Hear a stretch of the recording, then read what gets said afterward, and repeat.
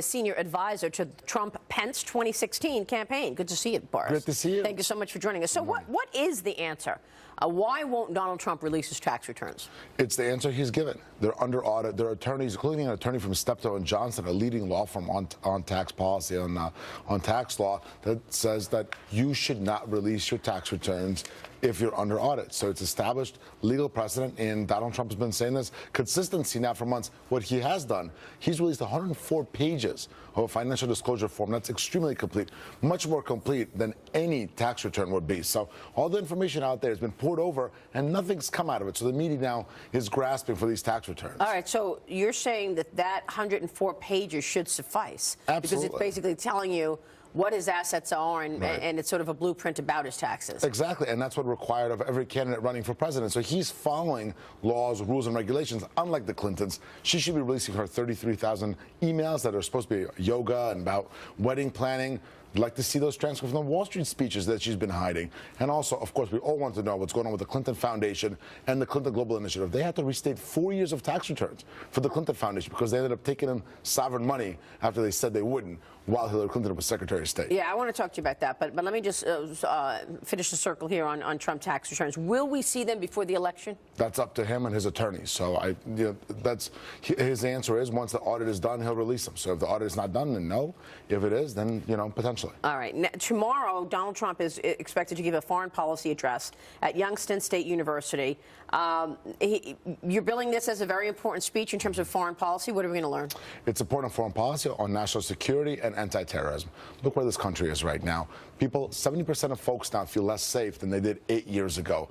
International terrorism is spreading all over the world, and it's coming here, sadly. You see Orlando, you see San Bernardino. Donald Trump will be talking about how we do not become like France. France swung its borders open to folks. They came in, and you're seeing what happened in Nice, what happened in Paris. Donald Trump will be talking about keeping this country safe. That'll be the key of tomorrow's address. What kind of detail is he going to give us in terms of his plan to take down ISIS? And I recognize he has said before, look, we're not going to lay out everything right. so that the enemy knows what we're doing. Right. But people are desperate for specifics from Trump. Well, some of the specifics include keeping this country safe, right? So some of these are making sure that people who despise our country, want to hurt Americans, are not able to enter into the United States of America. So that'll be a big part of the issue. And then, of course, taking the fight to ISIS, taking the fight to them in the Middle East, all over the world. There'll be specifics on that as well. Do you think Trump has relationships or will be able to have relationships in terms of our Middle Eastern allies, in terms of allies around the world, with other government leaders, of course, so that we can work together in terms of taking down ISIS? He spent his career working with leaders around the world, right, both in business and politics,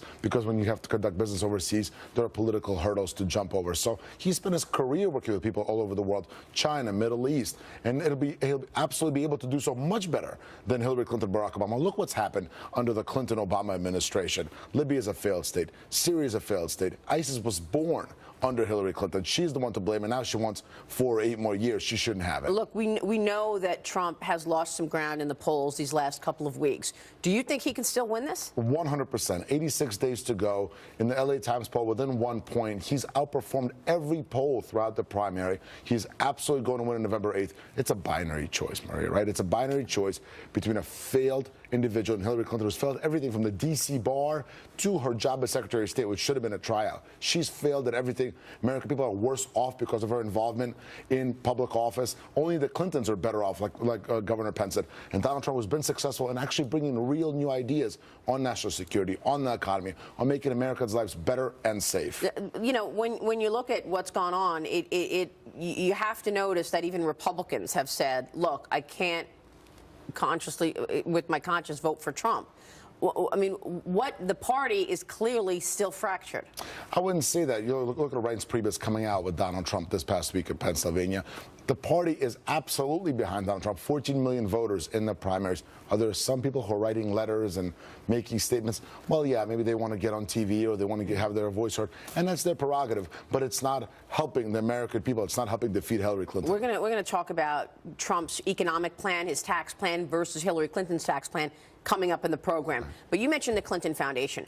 You know, there seems to be real noise or issues around the Clinton Foundation and an active investigation happening while she was Secretary of State, and yet Donald Trump doesn't talk about this. Is he missing opportunities to stick to message and actually talk about what does resonate with the voter? He is talking about the fact that three FBI field officers wanted to conduct investigation into illegal activity by the Clinton Foundation while Hillary was Secretary of State. Now, the media sometimes will pick up a 10-second snippet out of an hour-and-a-half speech and talk about them when they should be talking about the Clinton Foundation. Again, just this past week, more emails came out that were pertinent to her job as Secretary of State, while she said under oath to Congress that she turned over all those emails. We know that's a lie. So she perjured herself in front of Congress. That's a huge issue. Again, she's somebody who's a lifelong liar, Maria. She's been lying to the American people throughout her career. This should not be allowed to continue, and that's a part of the issue Donald Trump will continue talking about over the next 86 days, but also, of course, his own proposals,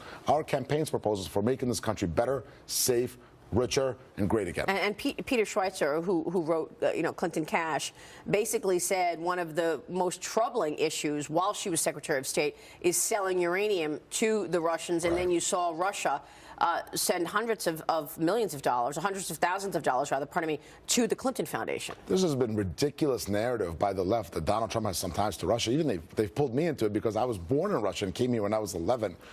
The Clintons are the ones that have real connections to Russia. Because of the Clintons' time as Secretary of State and Bill Clinton's time in office, Russians control 1/5 of the uranium that's produced in the United States of America. Bill Clinton gave a speech in Moscow. He was paid $500,000 for a 90-minute speech, and then Putin called him personally to thank him for that. So while the media and the left are grasping at straws about Donald Trump's relationships, there's concrete evidence of the coziness between the Clintons and Russia. And she did try to do the reset. And she clearly failed that at did it. not work. Yeah, She failed at it. Boris, good to see you. Thanks so much. Thank you so much. We'll be watching the developments. Boris Epshteyn there. A House committee releasing